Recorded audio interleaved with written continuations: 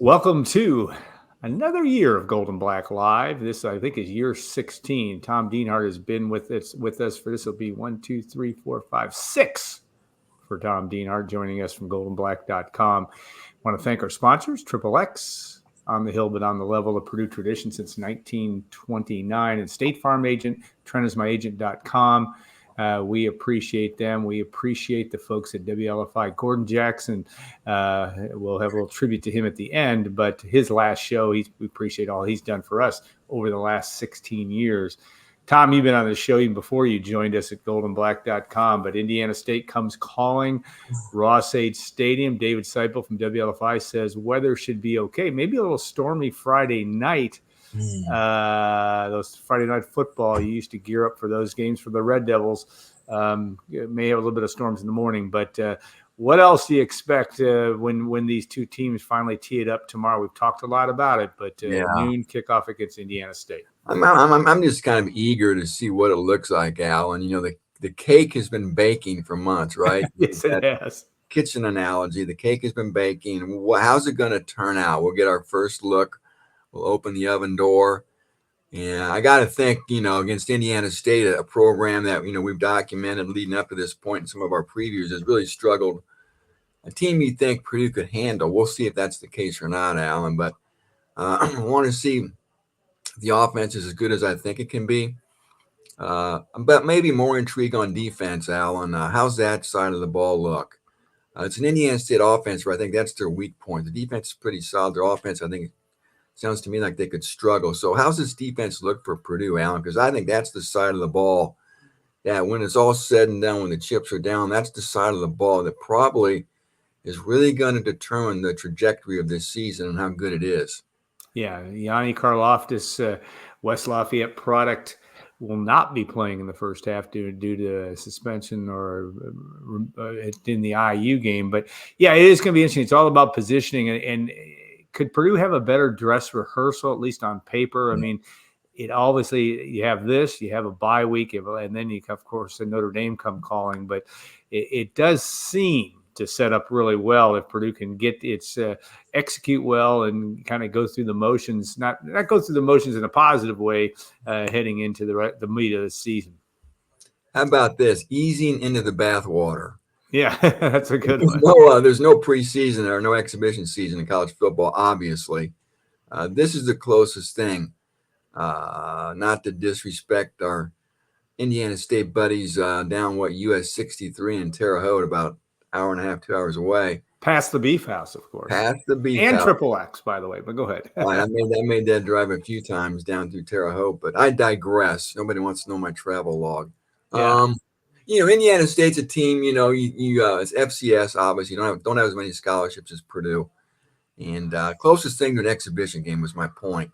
So, yeah, you'd like to have that test run, that test drive of your team against, somebody that's not going to give you maybe a lot of resistance. Although there are advantages to jumping into the deep end. But I think it depends on your team, Alan, and where you're at. And this team at Purdue in year 2 under Walters, it's still obviously a major work in progress.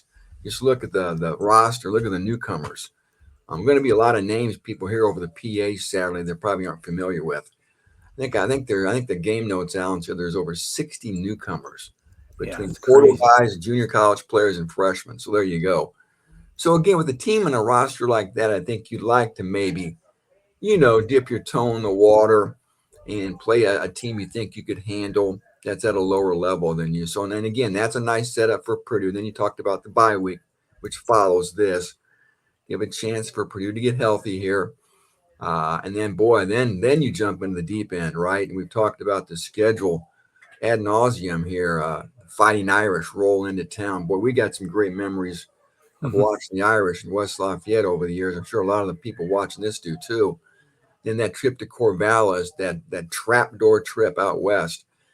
And then we jump into Big Ten play, come back to Ross-Ade September 28th, an early homecoming matchup with the Huskers. So, yeah, but this is a nice way to sort of test drive your team and see what you got, Alan.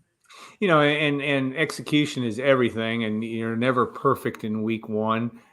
You have those occasional false start penalties. Teams do things that, but you have to think that that's a big thing for Ryan Walters. Talks about discipline. This team has got to, it's all about. He's talked this week about getting this team together. It's all about how this team comes together as a team. You have a chance, and maybe that's a good thing when you may have a lot of guys see the field. You get a chance to at least see how they perform with the not necessarily the Ross-Ade Stadium lights, but the game lights being on. Yeah, you're right. You're hitting somebody different. You're playing on somebody obviously that's not you haven't scrimmaged against for the last month or so, and yeah, you said the lights are on. That's a good way to put it. This is real now. This is for keeps. And if you do make mistakes, Alan, you talked about the penalties, the false starts, maybe some turnovers. You'd like to think against an opponent like this, maybe you can have a better chance to overcome them. They're not going to be so catastrophic probably as they would be if you're playing at Washington or Ohio State or even any other Big Ten team for that matter. So again, you'd like to think that mistakes made against an FCS phony opener would be ones you would be able to overcome and not have them create such a big hurdle that you couldn't overcome them and still maybe subdue your foe. All right, I've asked you about 100,000 questions this week. It just seems like I have numerous interviews. That's part of the fun of this, I guess. We get a privilege to be able to talk Purdue football and sports heading into this. But all right, I'm going to give me three guys that you're going to on your watch list, and you can't list Hudson Card. That's really good. Three guys because there's so many new faces you talked about. I'm going to guess a couple of them, but tell me who are three guys with uniform. If you know the uniform numbers, which you do. That people really should be watching for as the Boilermakers line it up against Indiana State. Yeah, it's interesting.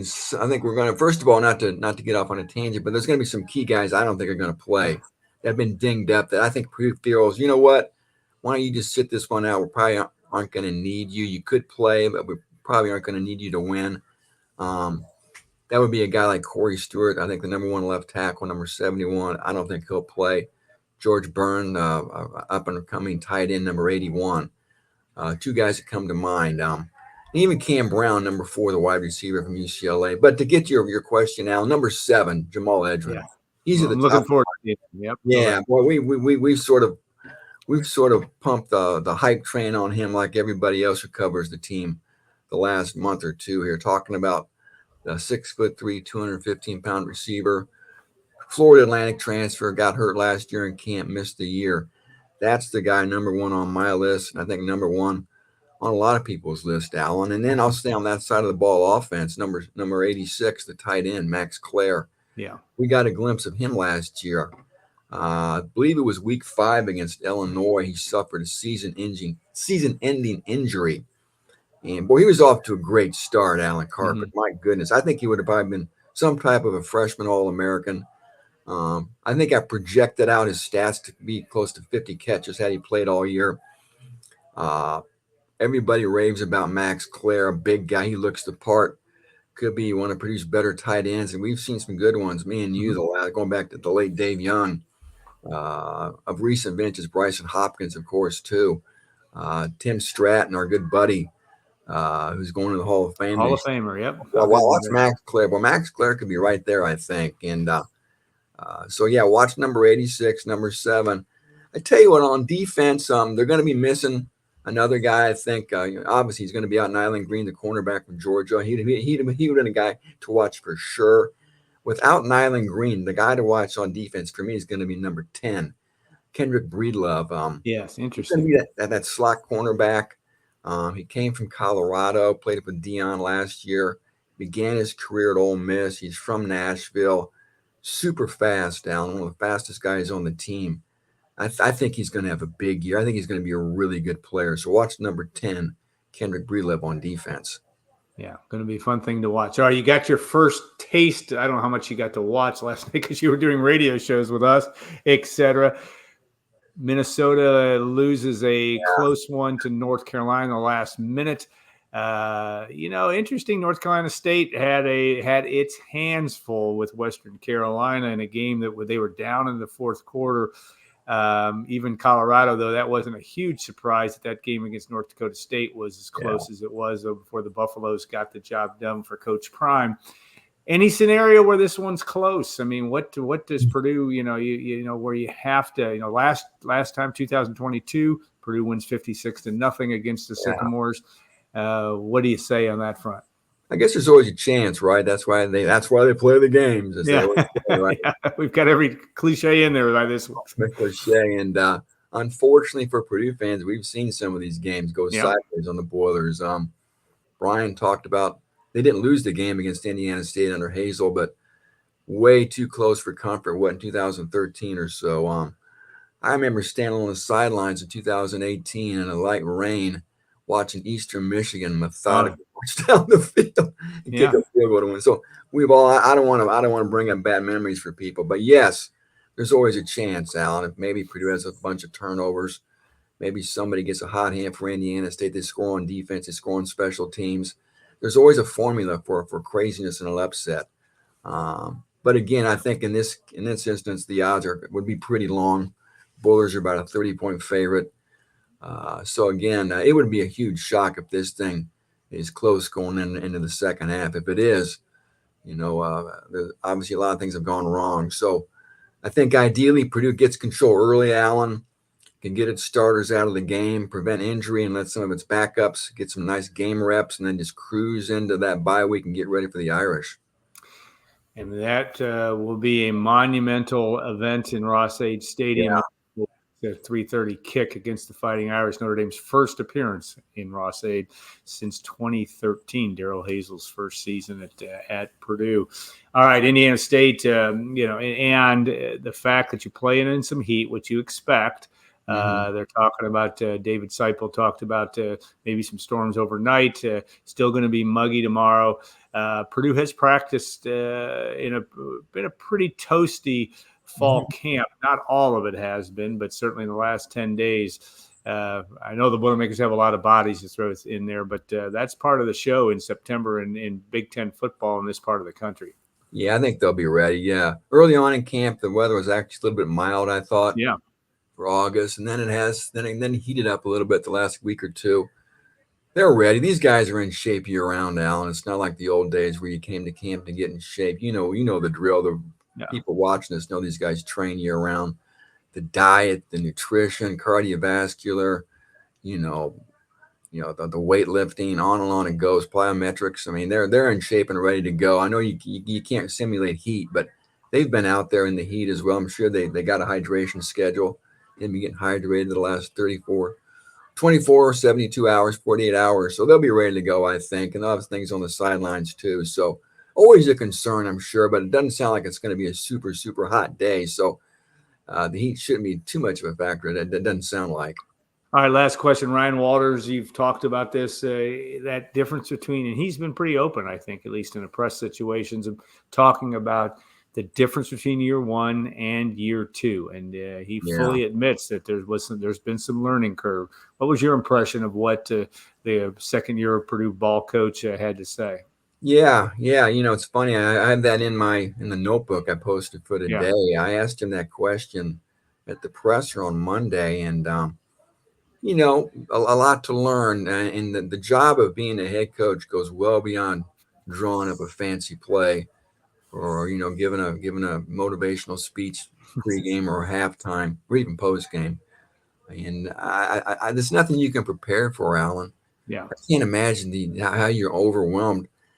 The people pulling on you, your phone constantly buzzing, I'm sure, feeling like you can't get anything done. You probably have experiences like that too. My schedule is not of that ilk, not even close to it, but I can't imagine the demands on a guy like that. And until you sat in that big leather chair in that office in the Kozik football complex or any big time program, you can't comprehend what's needed from you, especially I think away from the building with trying to raise money with your collective and pressing the flesh, and you got all the recruiting. So sure there's going to be a learning curve, and he admitted that. And obviously, with a year under your belt, you got to think you're going to be better suited to handle situations, even in game situations, Alan. Making those big decisions. I know Noah Joseph's a big part of that. They've got a book they consult for a lot of decisions to make, when to go for it. Sort of like the baseball guys and what's the Moneyball? Moneyball guys, The, right? the analytics, the analytics. They got analytics stuff, Alan. Yeah. But I'm sure they still go by gut too. But I think everybody always checks the book. What should we do here in this situation? But anyway, yeah, we all grow, right? It's part of life. It's part of your job. You were better in the second year of doing this job, I'm sure. I'm not sure, but it should have been. Yeah. I'm sure Ryan will be too. So yeah, he's still a young guy. My gosh, 37 or 8 years 38. old. 38. Yeah. Fourth among the 4 youngest head coaches in Power 4. Now it's Power 4 football, Alan. So Kenny Dillingham at Arizona State's a young guy. And of course, Dan Lanning in Oregon's another young head coach, too. The fourth one's escaping me right now. But yeah, Ryan Walters, still a young guy, not even 40, Alan. He's not even 40 years old, man. His whole life's in front of him, right? Yeah. He's going to have a chance to showcase and his second Purdue team come noon kick tomorrow, Indiana State and Purdue. Big crowd. They're going to expecting a big crowd tomorrow. Maybe not quite sold out, but that's pretty impressive, and it's all right. All right, Tom, you can now rest your voice for at least a little bit of time and go into witness, as Brian Newbrough says, witness protection program. But we appreciate all that you have brought to the table, all the coverage that you've given for Purdue football heading into tomorrow's game. All right, we will take a short break here. And Mike Bobinski, Purdue's athletic director, somebody Tom knows well, will join us for segment 2. Then profile behaviors, Chad Q. Brown. Always interesting. I've taken his personality test. Tom, I don't know if you'd be off the charts by the time it got done, but really interesting conversation with Chad in terms of what he does among high profile and all Purdue athletes. Really interesting stuff. So stay tuned. We'll see you in a couple of minutes on Gold and Black Live.